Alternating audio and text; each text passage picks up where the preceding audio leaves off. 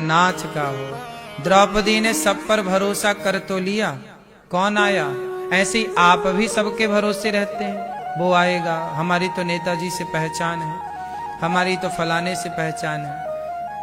कौन आता है साहब? कौन आता है? भगवान सबके रक्षक हैं। जैसे द्रौपदी ने केवल कहा नहीं, समर्पण कर दिया। आपको भी चाहिए कि आप भी भगवान के चरणों में इसी तरह समर्पण कर दें कि अब हमारा मेरा कोई न सहारा बिन तेरे, नंदलाल सवरिया मेरे, मेरा कोई न सहारा बिन तेरे, नंदलाल सवरिया। हरि आ जाओ, हरि आ जाओ, हरि आ जाओ, हरि आ जाओ। अब नैया लगा दो पार, मेरी नैया लगा दो पार, हरि आ जाओ एक बार। हे गोविंद अब आओ। और जब द्रौपदी ने पुकारा तो दुशासन बोला कि साड़ी बीच नारी है कि नारी बीच साड़ी है कि साड़ी ही की नारी है कि नारी ही की साड़ी है। उतर ही नहीं रही साड़ी। तब द्रौपदी बोली, मूर्ख दुशासन, न साड़ी बीच नारी है, न नारी बीच साड़ी है, न साड़ी ही की नारी है, न नारी ही की साड़ी है।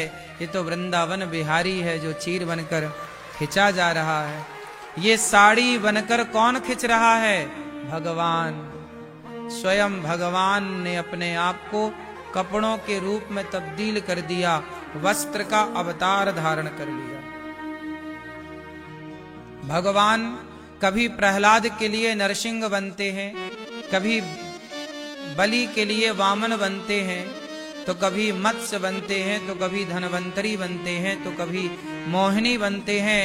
भैया भरत के लिए चरण पादुका बन गए, तो बहन द्रौपदी के लिए वस्त्र बन करके खिंचने लगे। स्वयं द्वारिकाधीश भगवान वस्त्र ही बन गए, वस्त्रावतार धारण कर लिया, खिंचने लगे। लाज बचाई भगवान ने। इसलिए मैं आप लोगों से बस यही कहता हूं कि भगवान ही सब कुछ करने वाले हैं। लाज जब तुम्हारी कोई बचाए तो समझ लेना कि भगवान ही इस रूप में आकर आपकी रक्षा कर रहे हैं। हमारी गलतियां ये हैं कि हम भगवान पर इस तरह से भरोसा नहीं कर पाते। कहते सब हैं कि हमें खूब भरोसा है। सबसे पूछो भगवान पे भरोसा है? हाँ हाँ बहुत है। पर भरोसा है कहने से नहीं होगा, करने से होगा। भरोसा यदि है आपको, आप में से कितने लोगों को भगवान पे भरोसा? हाथ उठाओ। देखो सब कहेंगे कि सब पे सब भरोसा है। लेकिन यदि भरोसा है आपको भगवान पर, तो फिर रो क्यों रहे हो? फिर क्यों कह रहे हो कि हमारा ये काम नहीं हुआ, वो काम नहीं हुआ? यदि भरोसा है तो फिर शिकायत क्यों है? भरोसा है तो भरोसे का मतलब ये है कि मुझे बिहारी जी पर भरोसा है, जगन्नाथ जी पर, गौरी गोपाल भगवान पर भरोसा है कि काम जो हो रहा है वो प्रभु ही कर रहे हैं। वो करें तो अच्छा और ना करें तो अच्छा, हम दोनों में प्रसन्न हैं। लेकिन आप लोग मतलब कुछ लोग, काम हो जाए तो प्रसन्न है और नहीं होए तो भगवान से शिकायत है कि भगवान तुमने ये नहीं किया।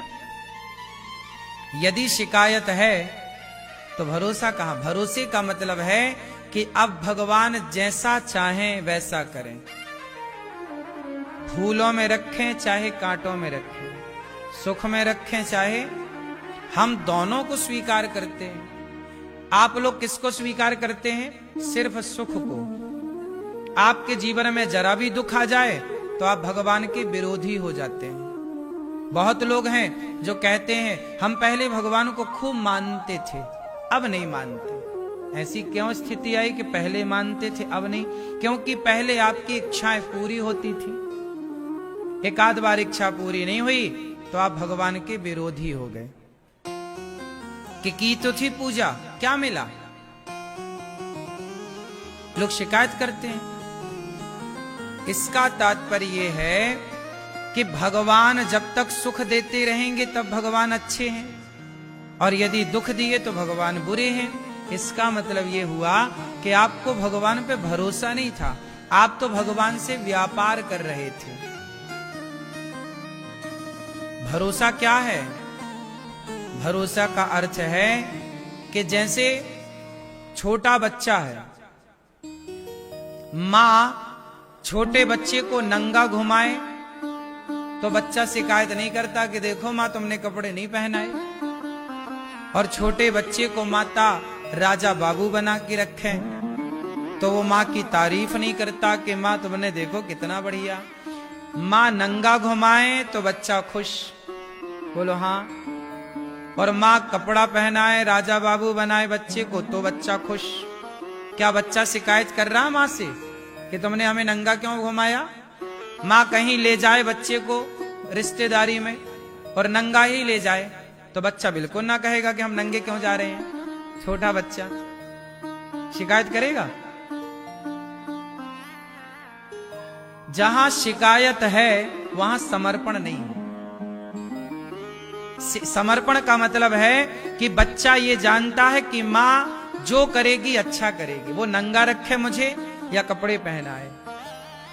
वो बच्चे को नहीं पता कि सर्दी है कि गर्मी है। सर्दी आई तो मां ने मोटे मोटे कपड़े पहना दिए। बच्चे ने नहीं कहा कि हमें मोटे कपड़े पहनाओ, गर्म कपड़े पहनाओ। वो समर्पित है, वो जानता है कि मां जो करेगी बढ़िया करेगी। मां केला दे रही है बच्चे को तो बच्चा केला खा रहा है, और दूसरा बच्चा केला खाने लग गया तो मां ने एक थप्पड़ जमाया, क्यों केला खा रहा है? तुझे सर्दी है ना, खाएगा तो और जुकाम हो जाएगा।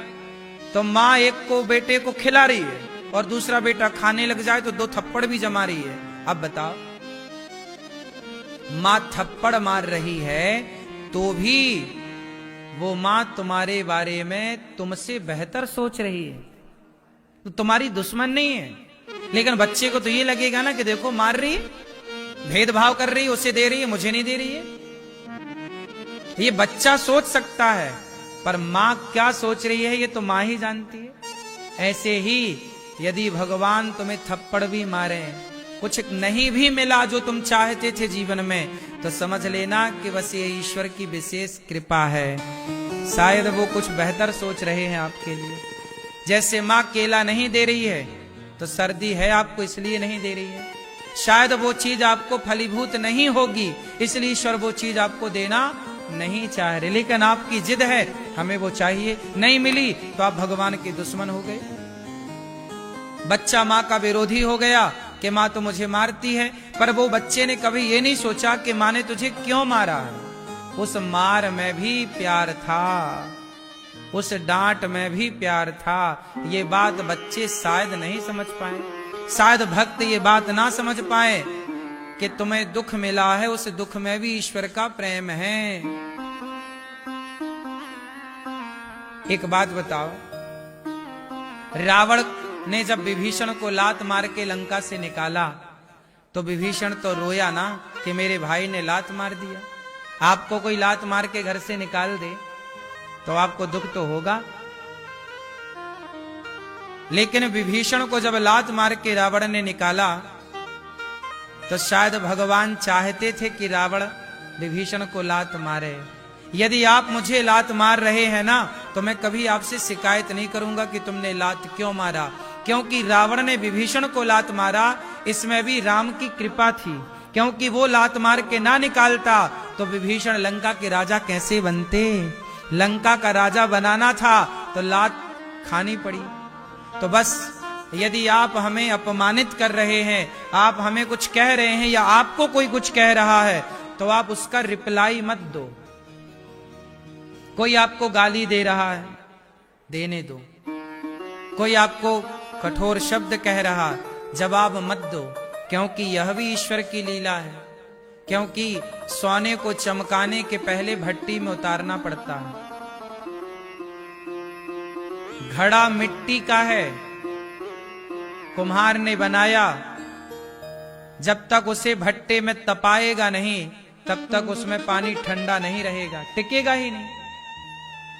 पानी तुम कच्चे घड़े में डालो बह जाएगा, लेकिन जब वो घड़ा तप जाता है, तप करके लाल हो जाता है, तो वही मिट्टी का घड़ा पानी को अपने भीतर समाहित करके रखता है और आपकी प्यास बुझाने के काम आता है। जब तक घड़ा तपे ना तो वो किसी काम का नहीं है। यदि आपके जीवन में कठिनाइयां हैं तो समझ लेना कि ईश्वर आपको तपाना चाहते हैं। किसी बड़े काम की योजना से परमात्मा आपको डिजाइन कर रहे हैं, वो आपको बना रहे हैं, बड़े काम के लिए आपको तैयार कर रहे हैं। इसलिए धैर्य रखो, अपने भगवान पे भरोसा करो कि आज कठिनाई है, यदि आज असफल हम हो गए तो कोई बात नहीं, शायद आज की असफलता कल की सफलता की सीढ़ी है। शायद भगवान हमारे लिए बेहतर सोच रहे हैं, हम अपने लिए बेहतर नहीं सोच सकते। यहां तक कि माँ बाप भी आपके लिए इतना अच्छा नहीं सोच सकते जितना अच्छा भगवान आपके लिए कर सकते हैं। इसलिए एक बार समर्पण तो करो, एक बार भगवान के बनो तो सही, भरोसा करो तो सही। भरोसा कैसा? प्रभु आप सुख में रखो हम राजी, दुख में रखो हम। शिकायत नहीं है, अनिरुद्धाचार्य को कोई शिकायत नहीं है भगवान से। हम बचपन में भीख मांगा करते थे गांव में घर घर जाकर के, तब हमें कोई शिकायत नहीं थी। हमारी जिंदगी की शुरुआत भीख मांगने से हुई है। हम तो भीख भी मांगते थे गांव में जाके, घर घर आटा थैला टांग लेते थे, 2-3, एक में आटा कोई दे तो आटा, दाल दे तो दाल, चावल दे तो चावल, ये मांग कर लाते थे। माँ उसी से भोजन बनाती, भगवान को भोग लगा के वही खाते थे। तो भीख मांग कर गुजारा हुआ, तब भी शिकायत नहीं थी, तब भी हम खुश थे, शिकायत नहीं। देखो तब भगवान ने शायद हमें उस परिस्थिति में इसलिए रखा कि हाँ, इस शरीर से ये सारा कार्य गौरी गोपाल का भगवान को कराना था।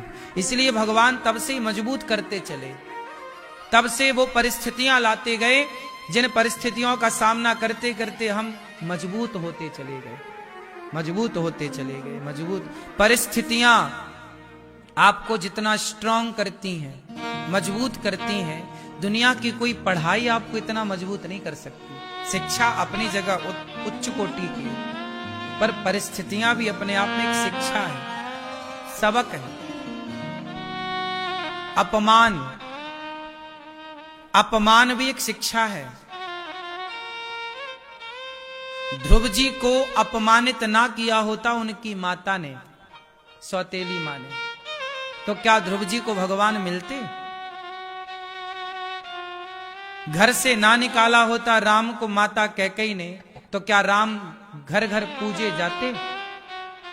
हमें वर्तमान में लगता है कि यार हमारे साथ गलत हुआ, सबने हमें अपमानित किया, हमें गालियां दी, हमें वर्तमान की परिस्थिति सिचुएशन को देखकर लगता हमारे साथ गलत हुआ। पर भगवान जो भविष्य में उसका परिणाम देते हैं ना, लगता है कि नहीं सही था। कैकेयी मां ने राम को घर से निकाल दिया, सबको लगा कि गलत है, कैकेयी मां ने गलत किया, कैकेयी दोषी है। लेकिन एक बात बताओ, यदि कैकेयी मां ने राम को वनवास ना भेजा होता तो क्या आज हमारे बीच में सुंदरकांड होता? राम वनवास ही ना जाते तो सीता मां का हरण ही ना होता, और हरण ही ना होता तो हनुमान जी लंका ना जाते, लंका ना जाते तो लंका ना जलाते, फिर हनुमान जी की महिमा ही प्रकट ना होती, फिर हमारे बीच में हनुमान जी ना होते, क्योंकि हनुमान जी तो प्रकट ही राम के वनवास में हुए। तो राम को एक लीला आगे की योजना के तहत, फिर राम वनवास ना जाते तो शबरी को कोई ना जानता, राम वनवास ना जाते तो सुग्रीव को कोई ना जानता, राम वनवास ना जाते तो हनुमान जी को कोई ना जानता, राम वनवास ना जाते तो विभीषण को कोई ना जानता, हनुमान राम वनवास ना जाते तो त्रिजटा को कोई ना जानता। राम वनवास ना जाते तो राम और भरत का प्रेम समाज के बीच में कभी प्रकट ही ना होता। राम वनवास ना जाते तो लक्ष्मण जैसा सेवक भी इस धरती पर हो सकता है।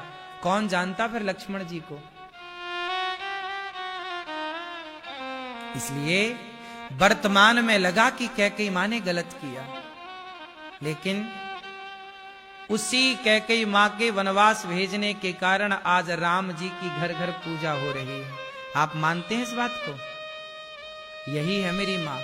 आपके साथ बुरा हो रहा है, संसार गलत कह रहा है, आपको गालियां मिल रही हैं, अपमान मिल रहा है, सब्र रखो, यह भी ईश्वर की एक लीला है।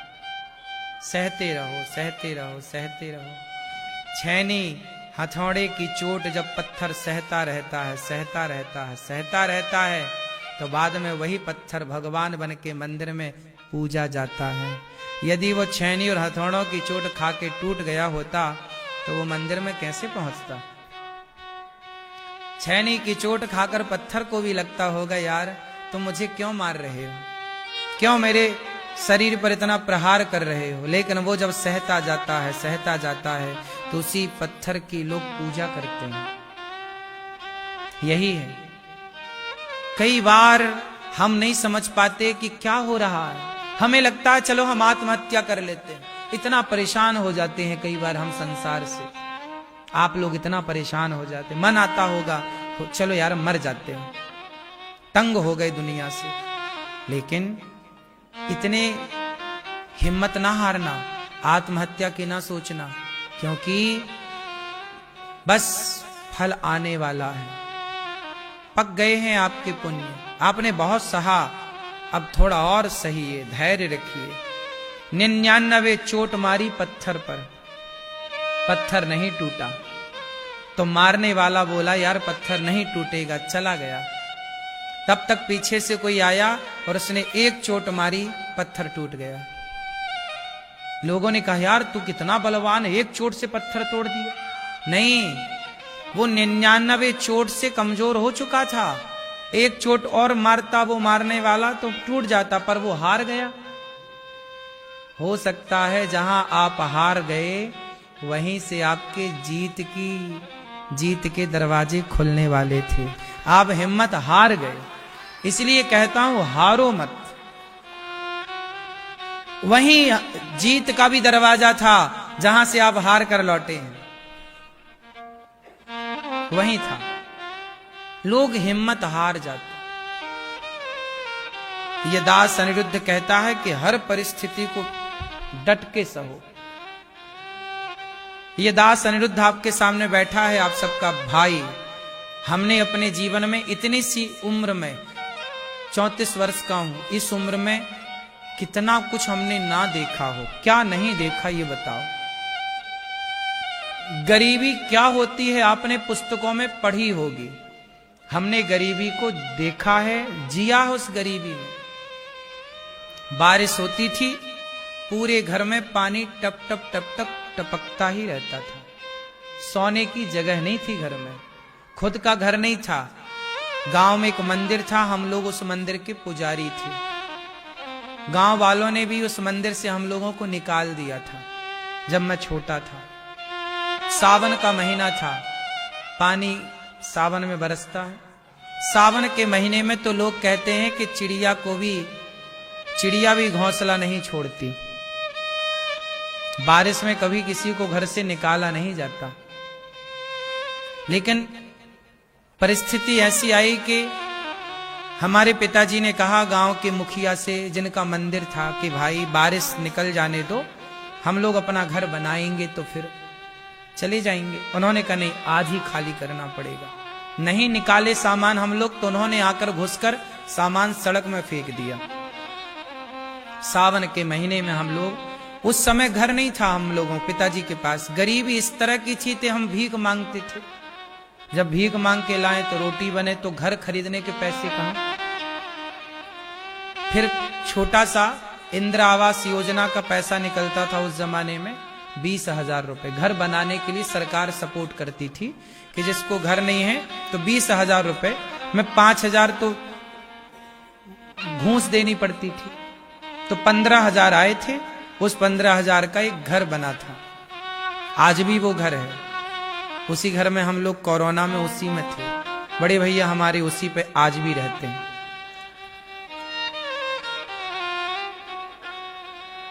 तो आज भी हम लोग उसी घर में रहते हैं। छोटा सा है, केवल माटी की चिनाई करके पिताजी ने छत डाल दी थी। प्लास्टर वगैरह बाद में फिर जब हम लोग काम करने लग गए, 2 पैसे कमाने लग गए, तब फिर हम लोगों ने उसको कई सालों बाद प्लास्टर वगैरह कराए। तो कुल मिला के ये गांव का घर है। ये देखिए ये घर है, पहले सिंगल था, बाद में दूसरी छत, छोटा सा। फ्रंट इसका केवल 17 फीट का है, 17-18, और गहराई 30 फीट की। मंदिरों में पूजा करते थे। वहां के जिनका मंदिर था उन्होंने निकाल दिया। उस परिस्थिति में भी हमारी माँ भोजन बनाती, भोग लगाते, हम लोग ईमानदारी से जिए, काम किए। तब शिकायत तब भी नहीं थी। गरीबी क्या होती है? हम लोग मसूर होती है ना, मसूर की दाल। आप कौन सी दाल खाते हैं? चने की दाल खाते होंगे आप, और आप अरहर की दाल खाते होंगे। हम तो अपने पूरे बचपन में केवल मसूर की दाल। मसूर समझते हैं? हमारे गांव में होती थी मसूर, खेती थी ना हमारे गांव में, तो मसूर होती थी। तो मसूर की दाल ही खाते थे 12 महीने। सब्जियों में केवल आलू की सब्जी, और गांव में जो साग सब्जियां हो जाती थी, लौकी इत्यादि, परवल इत्यादि, वो खाते थे। बाजार से खरीदना बड़ा कठिन था। हफ्ते में एक बार बाजार भरती थी हमारे यहाँ। आज भी गांव में ऐसा ना, हमारे यहाँ मंगल के मंगल बाजार लगती थी। तो एक बार जाते बाजार में और हफ्ते भर की साग सब्जी आ जाती।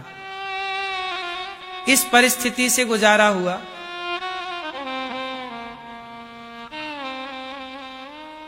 कपड़े, हमारे पिताजी हमें साल में एक बार कपड़े दिलाते थे, एक जोड़ी। जब तक मेरे पूरे कपड़े फट नहीं जाएं, मैं पैंट पहनता था तो पीछे से पूरा पैंट फट जाता था, पूरा चड्डी दिखने लग जाती थी। जब वो पैंट दिखाओ पिताजी को, देखो ये फट गया है पूरा, तब वो दूसरे पैंट की प्लानिंग करते थे, कपड़ा ले आते थे, सिलवाते थे। जीन्स वीन्स पहनने की औकात ही नहीं थी कभी। बड़ी इच्छाएं होती थी, सारे गांव के लड़के जीन्स वीन्स पहनते थे। ये बात तब की है जब मैं 12-14 साल का था, 15 साल का। 17 साल की उम्र में फिर मैं वृंदावन पढ़ने आ गया। तो 16 साल तक के पहले की ये सब कहानी है। मेरे 16, जो उस समय 2004, 2003, 2001 की घटना है ये सब। कपड़े नहीं थे पहनने को अच्छे से। एक जोड़ी कपड़ा मैं साल गुजारता था। गैया चराने जाता था तो नंगे पांव, जूता नहीं थे, 50 रुपए के जूता आते थे एक जोड़ी। सारे लोग जूता पहन के खेतों में गाय चराने जाते थे, मैं नंगे पांव जाता था। जब मैं मेरे पांव में 8-10 कांटे घुसे ही रहते थे। आदत हो गई थी नंगे पांव चलने की, पत्थर में, मिट्टी में। पर जब मैं पिताजी को बताता कि देखो इतने सारे कांटे लगे हैं पांव में, तब वो फिर बड़ी मुश्किल से कई महीनों बाद वो एक जोड़ी जूता दिलाते। और वो जूता भी तब तक मैं पहनता जब तक वो पूरा 10 जगह से फटू ना जाए, सिल सिल के। मतलब एक जोड़ी जूता खरीदने के लिए भी 1-2 महीने पीछे लगना पड़ता था पिताजी के। इन परिस्थितियों से निकले हैं। तब भी शिकायत नहीं थी, तब भी ईश्वर की सेवा पूजा थी, धन्यवाद था। आज भी शिकायत नहीं है। ये सब कुछ इंसान नहीं देखता, भगवान जरूर देखते। तुम करते चलो बस, हर दुख दर्द सहते चलो बस, किसी से ना कहो, क्योंकि किसी से कहेंगे तो वो तो भूल जाएगा। लेकिन भगवान सब कुछ देखते हैं, सबके साक्षी हैं भगवान। इसलिए भगवान का एक नाम है साक्षी गोपाल। भगवान का नाम क्या है? साक्षी गोपाल। मतलब भगवान हर चीज के क्या है? साक्षी। परिस्थितियां बनती और बिगड़ती रहेंगी, समय अच्छा बुरा आता रहेगा, पर उस समय में आप धैर्य रखे क्या? उस समय आपका व्यवहार बदला तो नहीं? समाज के प्रति आपके भीतर दया करुणा खत्म तो नहीं हुई? उस परिस्थिति में भी हम साधु संतों को पकड़ कर ले आते थे और माँ से कहते थे, संत आए हैं। आटा नहीं होता था तो पड़ोस से मांग कर ले आते थे, पर संतों को भूखा नहीं जाने देते थे। मांग कर आटा ले आते और संतों को बनाकर खवाते। बस वही सेवा का फल है कि कोई ना देखे पर विधाता ने सब कुछ देखा है। और आज ये दास अनिरुद्ध को आपके बीच में बिठाया सेवा करने के लिए। इसलिए भगवान ने मुझे ये सारी जिम्मेदारियां दी, वृद्ध माओ की सेवा, अन्य क्षेत्र की सेवा। आज यहां हजारों साधु संत भोजन करते हैं, अच्छा लगता है कि भगवान ने इस भिखारी को इस काम के लिए चुना है।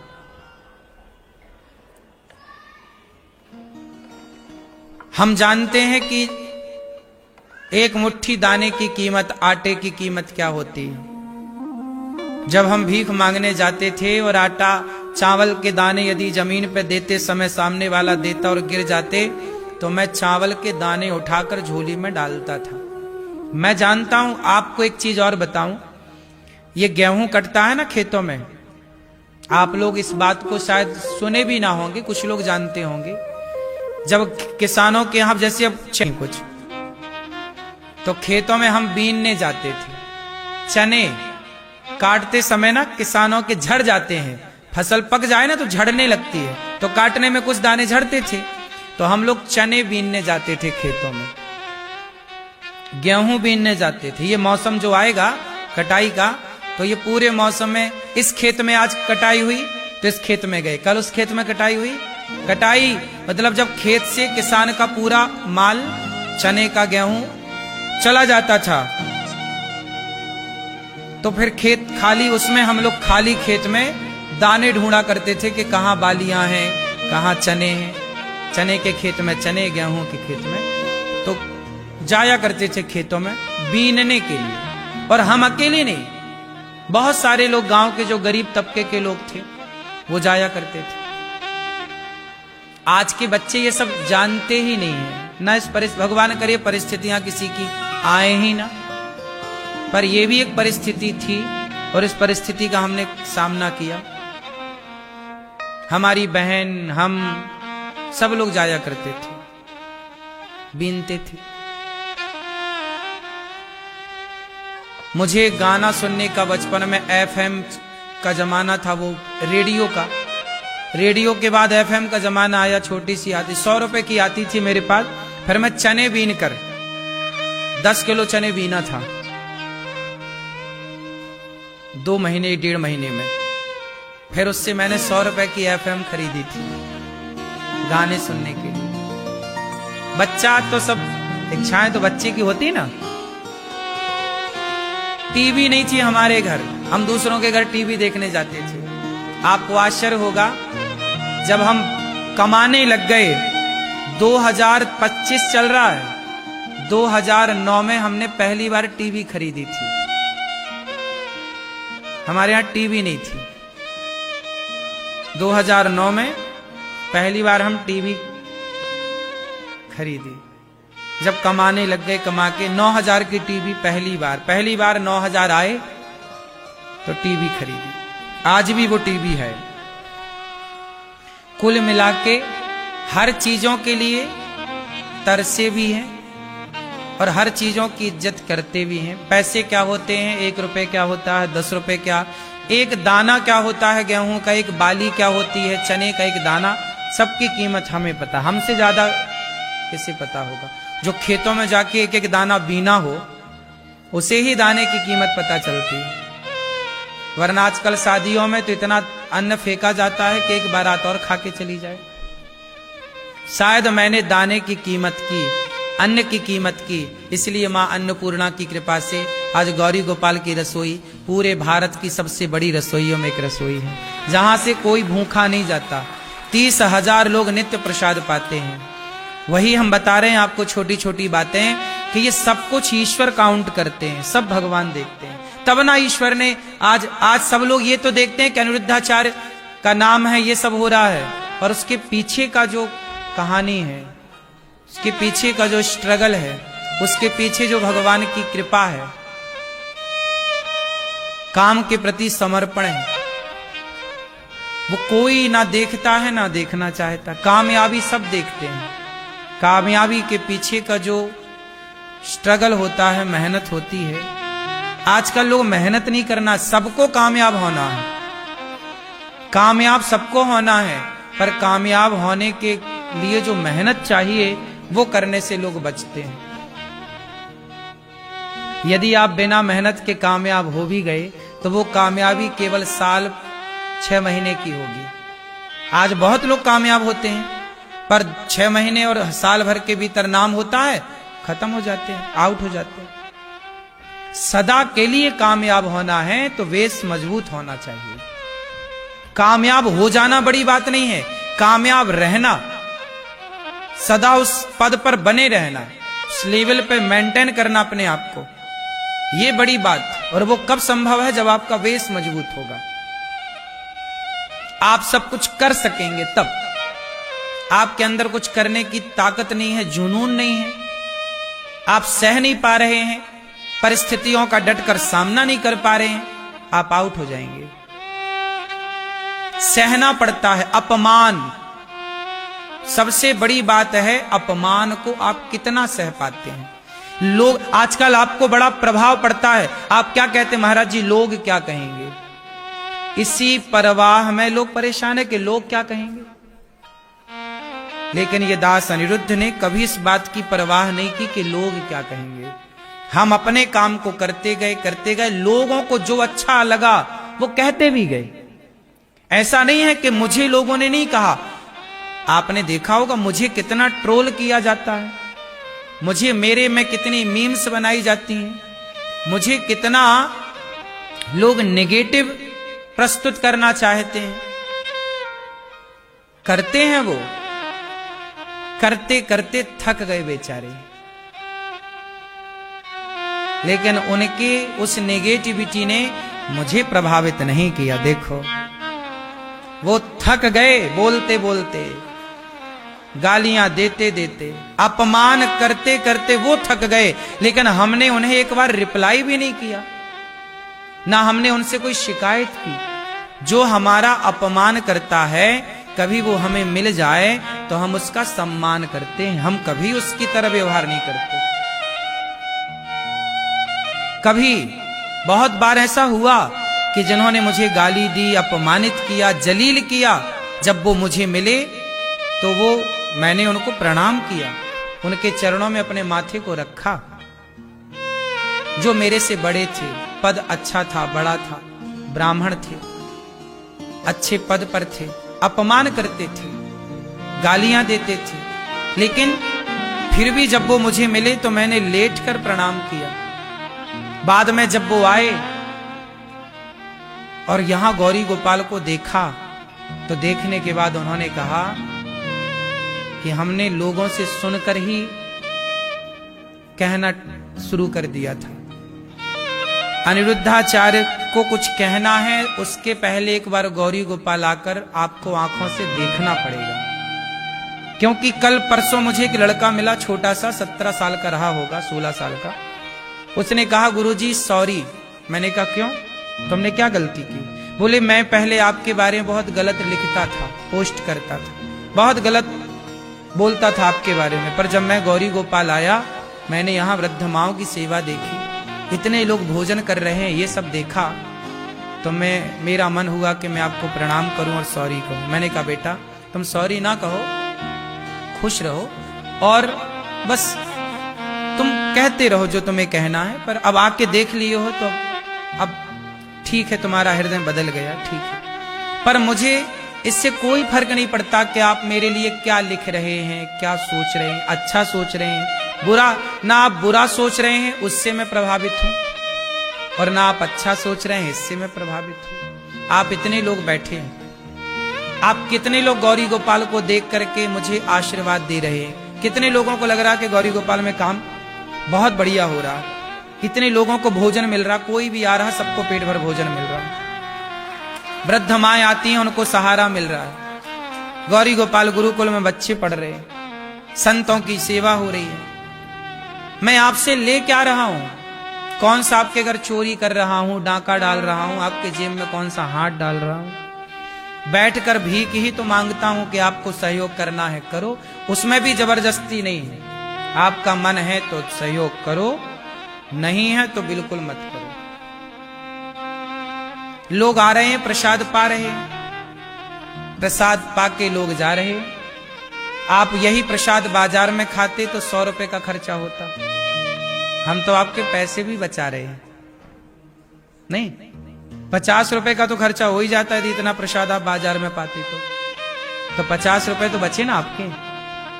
फिर अब 50 रुपए बचे हैं, उस 50 में चाहे आप 2 रुपए का दान कर दो या मत करो, या जाके समाज में कहो कि गौरी गोपाल में अच्छा हो रहा है। आप ये भी कहेंगे समाज में कि गौरी गोपाल में हमने अपनी आंखों से देखा है, हमने खुद प्रसाद पाया, अच्छा है सब कुछ। यदि आप ये भी कहते हैं तो भी अच्छा है।